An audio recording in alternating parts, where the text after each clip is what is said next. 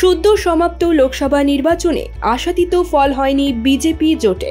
যদিও তৃতীয়বারের মতো সরকার গঠন করছে এনডিএ, প্রধানমন্ত্রী হচ্ছেন নরেন্দ্র মোদী। মোদীর এই জয়ে উচ্ছ্বসিত মার্কিন শিল্পপতি ইলন মাস্ক। তিনি জানান, ভারতে বিনিয়োগের জন্য তিনি মুখিয়ে আছেন।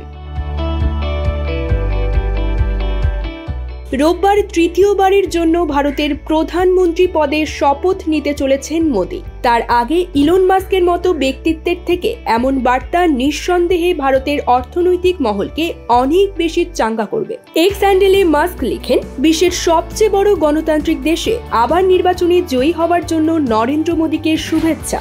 আগামী দিনে আমার কোম্পানি ভারতে কাজ করতে মুখিয়ে আছে। মাস্ককে ধন্যবাদ জানিয়ে তার বার্তার প্রেক্ষিতে নরেন্দ্র মোদী লিখেছেন, আপনার শুভেচ্ছা বার্তা পেয়ে আপ্লুত। দক্ষ যুবশক্তি সরকারের নীতি আর স্থায়ী গণতান্ত্রিক পরিবেশ বিনিয়োগে অনুকূল পরিবেশ দিতে তৈরি।